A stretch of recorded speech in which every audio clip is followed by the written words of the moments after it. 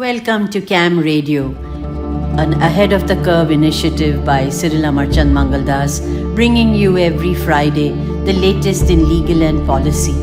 Stay tuned. Enjoy listening.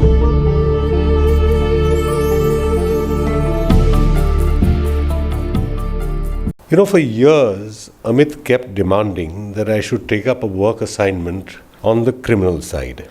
He seems not to have ever heard of this thing called the master of the roster. My concern, therefore, is less with the nuts and bolts of the three amended or new laws. I have instead taken a much longer step back for a wider perspective. I don't pretend to have answers, but I do have questions. And it is these questions that I want to place before you today. Many have commented on the three new acts. Let me begin by saying that to the extent this is even possible, I do propose to steer clear of the politics that tend to get involved in these discussions.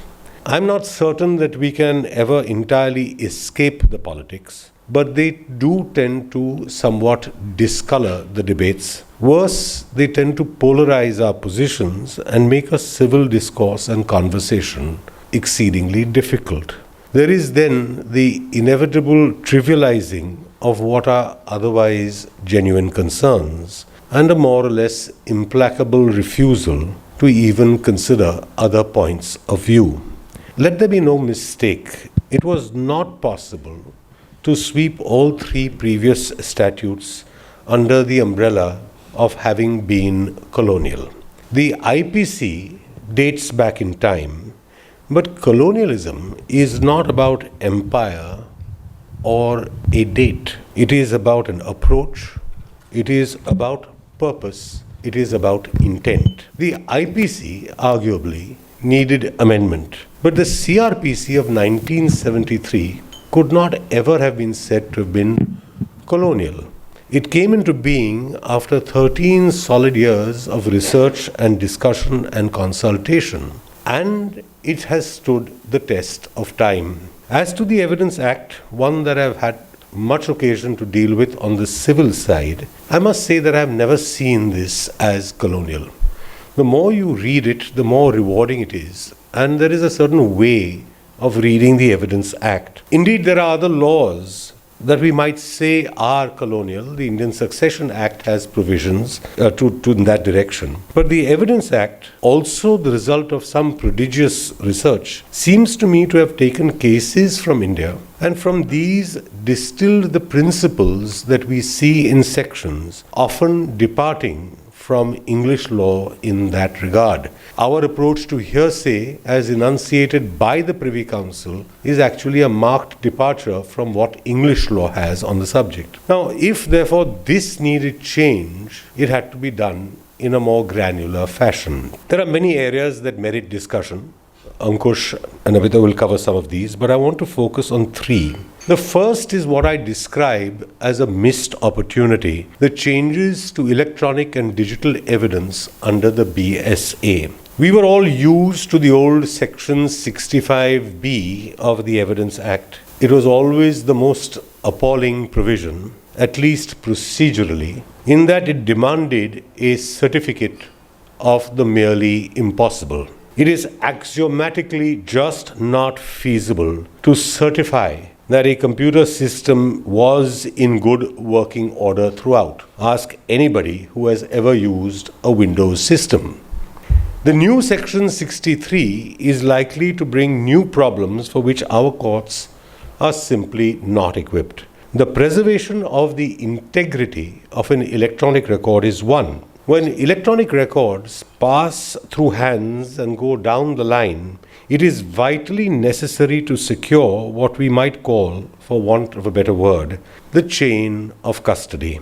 At each node in the passage of electronic or digital information, this future evidence is highly susceptible to manipulation and distortion, especially with AI and modern technologies.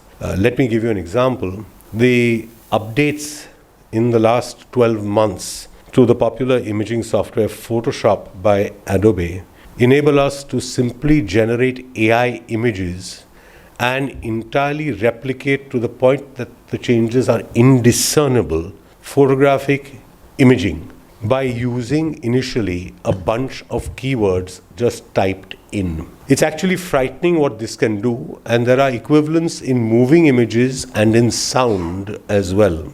Manipulation can take hundreds of forms.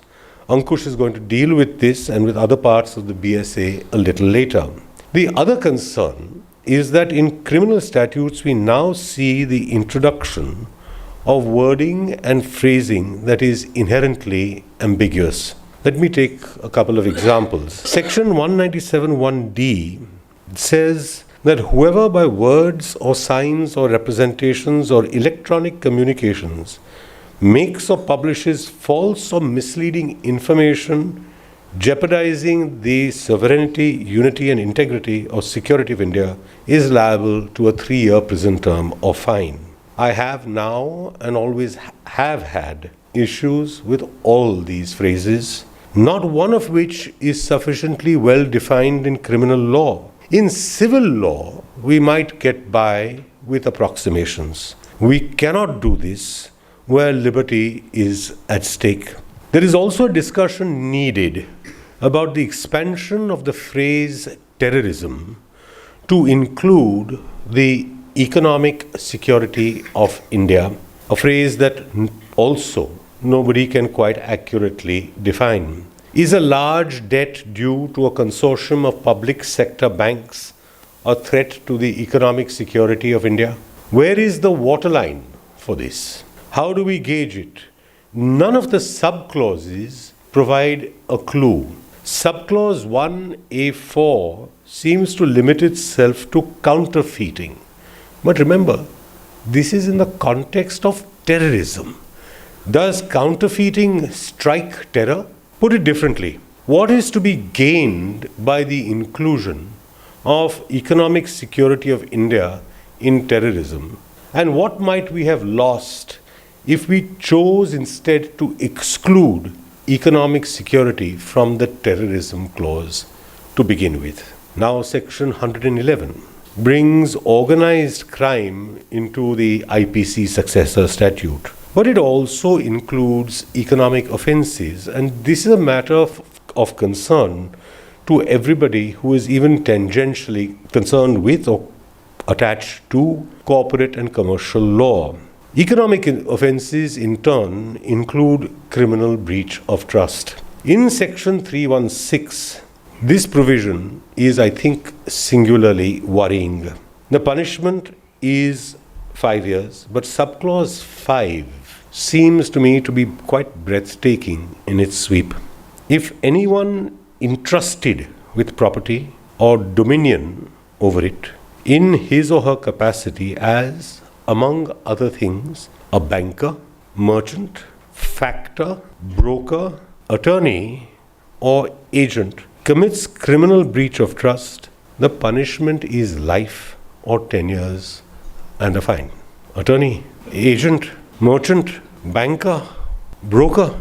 But wait, the BNSS kicks in because Section 33(1)(10) then tells us that anyone aware of the commission of an offense under 3165 shall give information to the nearest magistrate or police officer of such commission. So if a chartered accountant or the accountant siphons and you say, all right, you've worked for me for 25 years, just give back the money, we'll close the chapter, move on, can't do it anymore.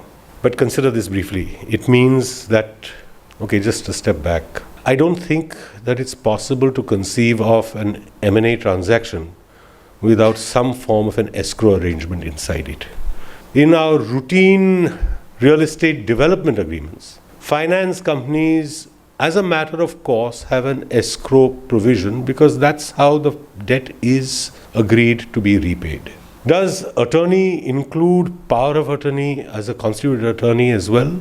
That's dominion over property because that's what the power of attorney actually does. It gives dominion. Now consider the consequences. It means that every single lawyer, banker, constituted attorney, escrow agent wakes up every morning as a potential criminal. All it requires is an allegation. And if you happen to know about it, you have to report it. Look at the way our world does business. Is this at all necessary? I am unable to tell what the intention was. Perhaps Cyril is right that it began with good intentions, but we all know where roads paved with good intentions lead. If we take a long step back and view these new statutes, we are confronted, I think, with one question above all. What kind of society is it that we want for ourselves? Do we want to see a society where for every little step of the way we lead our lives and do our businesses, more and more of us are in jail and there are more and more prisons? And what will we do then? Privatize the business of running prisons? But above all, given the framework of our constitution, or at least my understanding of it, I believe we must strain every nerve to steer well clear of that famous or infamous adage from Stalinist times. The fact that you have no criminal record does you no credit. It is only a failure of our enforcement system. We cannot possibly afford that. Thank you very much.